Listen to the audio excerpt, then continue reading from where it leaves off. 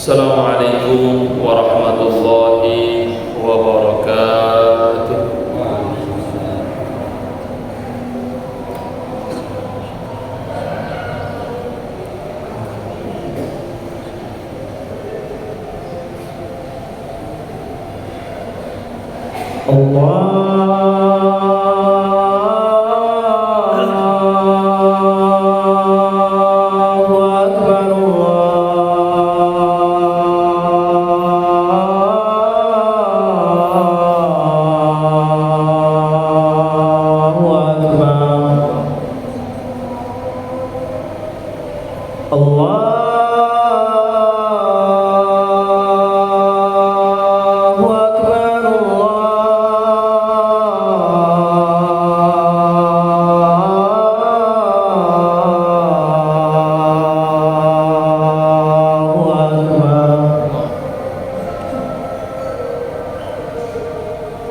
Asyhadu an la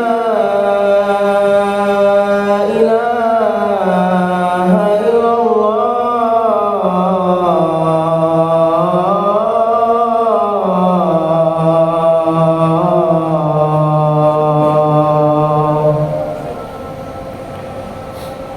Asyhadu an la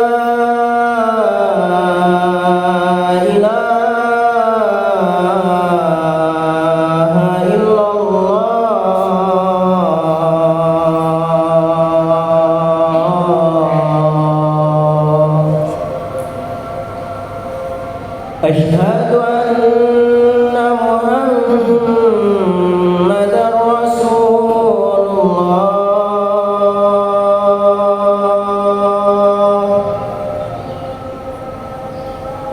Asyhadu anna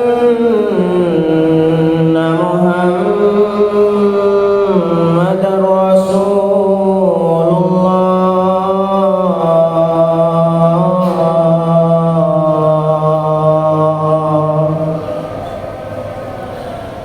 Hayya 'alas shalah.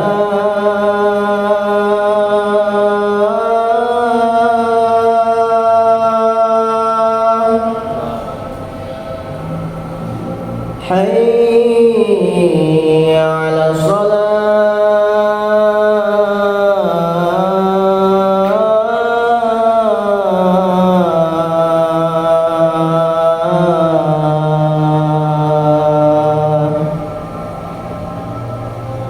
Hayya 'alal falah.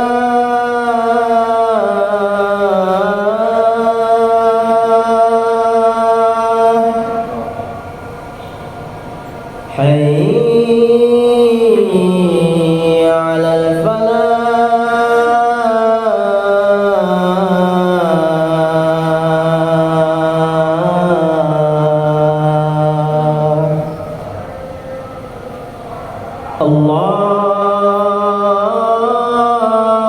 Allahu Akbar, Allahu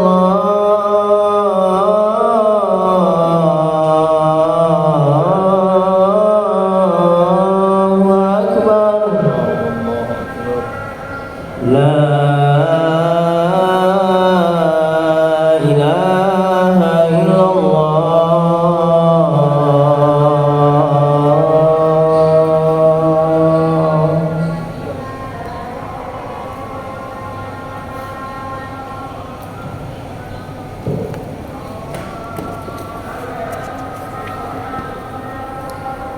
Alhamdulillah, Alhamdulillahil azizul jabbar alladzi ja'ala al-jannata lil abrar.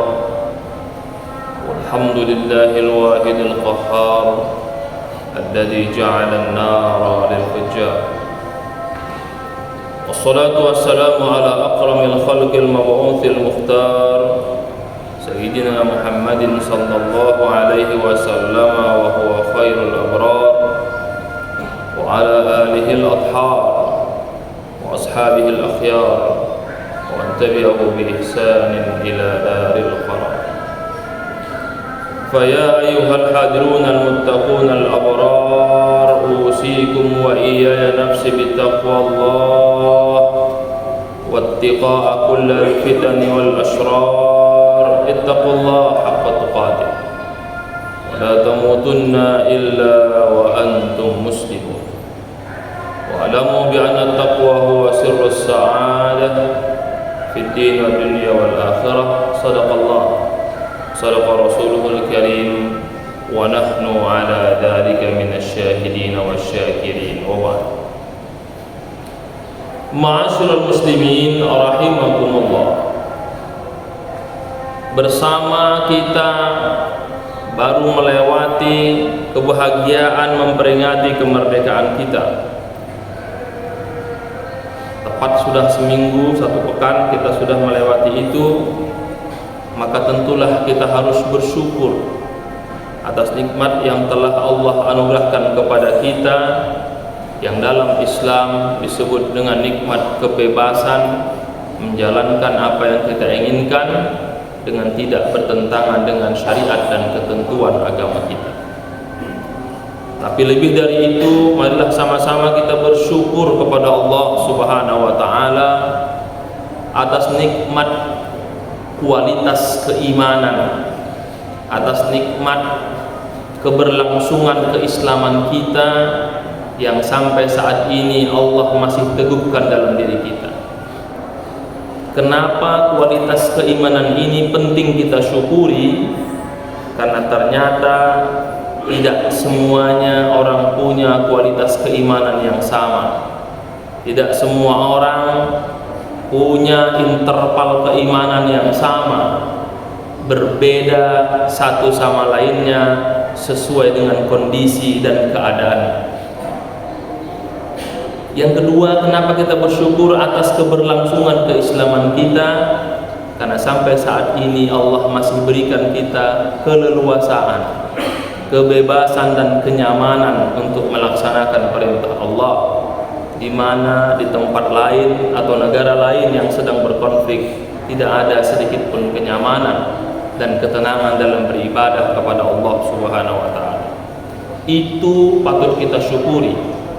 Ketika para nabi, para sahabat berjuang untuk menegakkan agama ini menjadi agama yang luar biasa, kita hanya tinggal meneruskannya. Beribadahlah dengan kualitas yang terbaik dan istiqomah.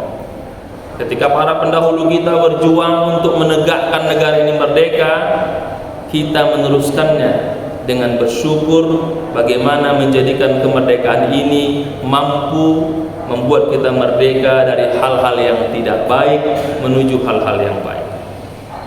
Maka dalam kesempatan yang penuh berkah ini, khatib mengajak kepada semua kita dan diri khatib sendiri, marilah sama-sama kita bersyukur kepada Allah Subhanahu wa taala. Yang syukur itu kita lakukan dengan selalu mengucapkan kalimat alhamdulillah, dengan selalu memaksimalkan seluruh anggota tubuh kita untuk beribadah kepada Allah, dan dengan selalu memastikan hati kita hanya kepada Allah Subhanahu wa taala. Semoga itu menjadi cara kita untuk terus memupuk, untuk terus menjadikan akidah kita selalu terpaut kepada Allah Subhanahu wa taala, dengan harapan besar kita bisa bertemu Allah dengan husnul khatimah. Amin ya rabbal alamin. Salawat dan salam kita berikan kepada Rasulullah sallallahu alaihi wasallam, tauladan kita yang terus memberikan kita tauladan dalam segala aspek. Menauladani beliau sebagai seorang suami, menauladani beliau sebagai seorang pemimpin, menauladani beliau sebagai seorang anak, sebagai seorang ayah, sebagai seorang manusia biasa. Itulah Rasulullah sallallahu alaihi wasallam.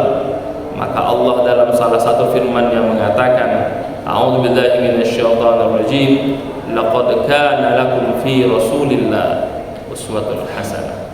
Menggunakan fi'lul madhi untuk menunjukkan kepastian bahwa hanya pada diri Rasulullah tauladan yang bisa kita ambil, bahwa hanya pada karakter Rasulullah tauladan yang bisa kita contoh, bahwa hanya pada Rasulullah mutlak manusia yang telah Allah jamin tidak mungkin melakukan kesalahan, karena semua perbuatannya adalah sumbernya wahyu dari Allah Subhanahu wa taala. Sehingga ini memberikan satu penegasan Kalau kita mencintai seseorang, kalau kita mengidolakan seseorang, pastikan orang yang kita cintai, orang yang kita idolakan, orang yang kita hormati, dia harus mengambil dan meneladani sikap Rasulullah SAW.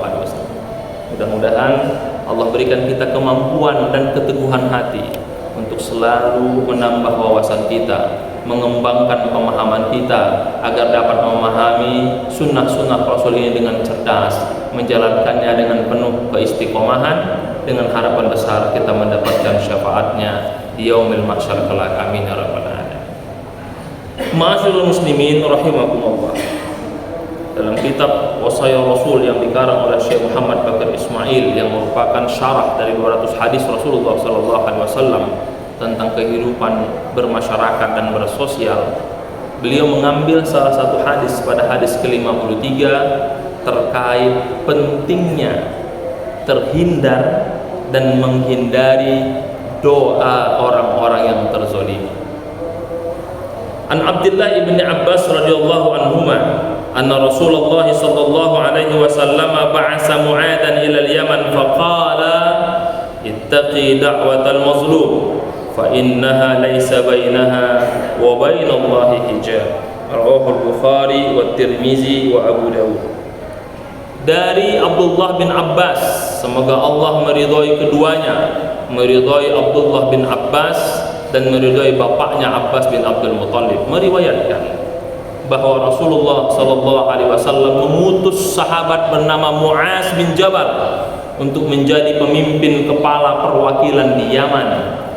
Apa salah satu isi wasiatnya kepada Mu'az bin Jabal ketika menjadi pendamping perwakilan Rasul di Yaman? Kata Rasul kepada Mu'az, ittaqi da'watal mazlum. Wahai Mu'az, berhati-hatilah, takutlah dan pastikan engkau terhindar dari doanya orang yang terzalimi. Fa innaha, karena doa orang-orang yang terzalimi ini tidak ada hijabnya, langsung Allah kabulkan. Hadis ini hadis sahih, diambil dari Imam Abu Daud, dari Imam Tirmizi dan Imam Al-Bukhari. Pengarang kitab ini, Syekh Muhammad Bakar Ismail, mencoba menguraikan serta menganalisa apa rahasia kenapa Rasul memberikan nasihat kepada Mu'az bin Jabal. Salah satu pesannya, arahan seorang pimpinan kepada pemimpin bagian, takutlah engkau wahai Mu'az terhadap doa orang yang terzalimi. Kita tahu dalam penjelasan hadis siapa Mu'az bin Jabal. Kita tahu kualitas kesolehan dan ketakwaan Mu'az bin Jabal. Bahkan beliau salah satu sahabat yang Rasul katakan dalam sebuah hadisnya, salah satu sahabat yang diberikan taufik oleh Allah Subhanahu wa taala melalui Rasulnya sallallahu alaihi wasallam. Kita tahu Mu'az bin Jabal hadiah masuknya surga yang berjalan di atas bumi. Kita tahu Mu'az bin Jabal adalah sahabat yang dikatakan Allah radhiyallahu anhu, Allah ridho atas Mu'az bin Jabal. Tapi kenapa Rasul memberikan salah satu perintah ini?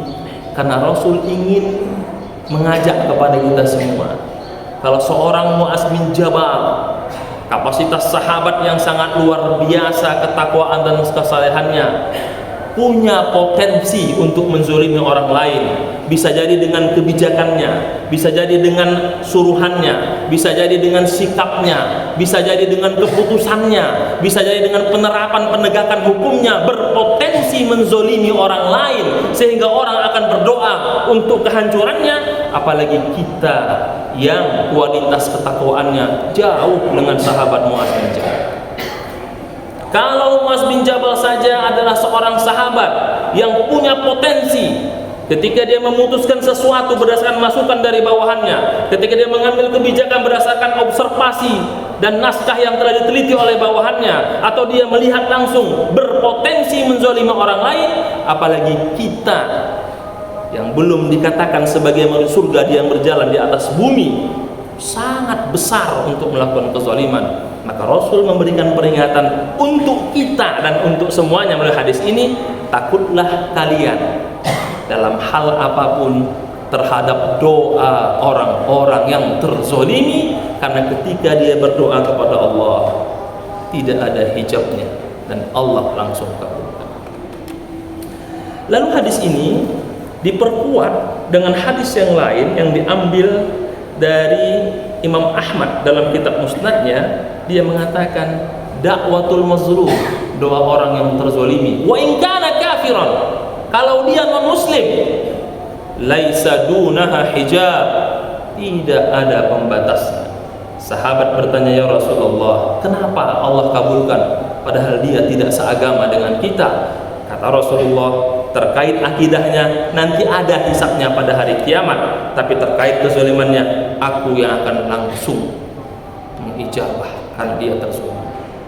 Lalu kedua, dalam hadis yang lain yang diambil dari Ibnu Hibban dikatakan dakwatul mazlum mustajabah, doa orang yang terzalimi diijabah dari Allah, wa in kana fajiran, meskipun dia pelaku dosa besar.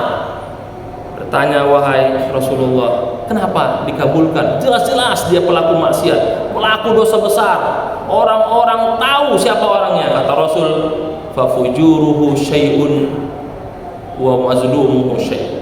Rasul mengatakan dia pelaku dosa besar, nanti ada hisabnya kepadaku, tapi ketika ia terzalimi aku akan mengijabah segala doa dan kegelaran. Masyaallah muslimin rahimakumullah. Lalu pengarang ini mengatakan, kalau begitu apa maksud takutlah engkau wahai Muaz terhadap doa orang terzalimi? Maksudnya adalah jadikan dirimu terjaga dari segala bentuk keputusan dan perintah. Jadikan dirimu jangan sampai terikut kepada informasi yang belum engkau validas kualitas informasinya. Jadikan dirimu jangan sampai menolong orang yang menzolimi, menelantarkan orang yang terzolimi. Jangan sampai dirimu menelantarkan hak orang yang harus engkau penuhi. Jangan sampai dirimu mendiamkan kemungkaran padahal engkau mampu untuk merubah, apalagi memberikan kebijakan atas kemungkaran itu. Dan jangan sampai dirimu tanpa engkau sadari bersikap tidak adil kepada orang yang mungkin terzalimi sementara engkau tidak menyadarinya. Lalu Rasul mengatakan tidak ada batasnya dalam hadis yang mengatakan doa orang terzalimi dia akan naik kepada Allah dengan secepat kilat. Kalaupun belum Allah turunkan, pasti Allah akan menurunkan azabnya kepada orang-orang yang berlaku kezaliman. Lalu apa yang ingin dikatakan oleh pengarang kitab ini kepada kita? Bahwa kita sebagai seorang manusia yang juga pemimpin atas diri kita sendiri, sebagai seorang suami, kepala rumah tangga, atasan, bahkan kepala unit, kita diminta untuk menghindari semampu kita dan seupaya kita, jangan sampai kita menzolimi baik secara personal apalagi dengan kebijakan. Jangan sampai kita menzolimi yang itu berakibat fatal bagi orang-orang yang terkena dampak atas kebijakan yang kita lakukan. Kalau semua pemimpin seperti Muaz bin Jabal, maka dia akan berpikir ulang untuk menjatuhkan keputusan apapun. Kalau seorang pemimpin seperti Muaz bin Jabal, maka sebagai seorang suami, seorang ayah, bahkan seorang manusia biasa, dia akan berpikir untuk tidak menzolimi orang lain, baik dengan perkataannya, perbuatannya, bahkan diamnya pun. Ketika setuju atas kemungkaran, dia sedang menzolimi orang-orang yang ada di sekitarnya. Lalu Rasul ditanya oleh sahabat, ya Rasulullah, kalau menolong orang yang terzolimi kita bisa melakukannya, lalu bagaimana menolong orang yang sedang menzolimi? Bagaimana caranya? Rasul mengatakan, pastikan ketika dia terzolimi, jadilah engkau penolongnya. Ketika dia berbuat zolim, pastikan segala celah segarasnya tertutup agar dia tidak melakukan kezoliman, atau tinggalkan dia dan jangan berikan dukungan agar dia tidak memperbanyak kezoliman yang dilakukan. Masyaallah muslimin rahimakumullah. Khutbah yang sederhana ini mengajak kita untuk kembali menginventarisir apa yang telah kita lakukan, untuk kembali mengidentifikasi apa yang telah kita perbuat dan putuskan. Bisa jadi banyak orang-orang yang terzalimi, maka minta ampunlah kepada Allah Subhanahu wa taala dan minta pendapatlah dengan orang-orang yang kompeten dengan kapasitasnya, lalu berdoalah, mudah-mudahan Allah berikan kita petunjuk, karena Rasul pernah mengatakan, ma khaba man istakhara wa ma nadiba man istashara. Tidak akan binasa orang yang meminta petunjuk kepada Allah dalam setiap langkahnya agar tidak menzalimi orang lain, dan tidak akan menyesal orang yang meminta pendapat kepada orang yang ahli dan sesuai dengan kompeten di bidang. Semoga Allah berikan kita kebaikan, semoga Allah berikan kita pemimpin-pemimpin yang dalam keputusannya berpikir dengan keras untuk tidak menzalimi orang lain, dan diberikan rakyat yang dalam keputusannya untuk mendukung kepemimpinannya juga tidak mendiamkan kemungkaran, apalagi mendukung kezaliman. Amin ya rabbal alamin. Barakallahu li wa lakum wa nafa'ani bima fihi min al-ayati wa dzikril hakim. Wa taqabbal minni tilawatahu astaghfiruh innahu huwal ghafurur rahim.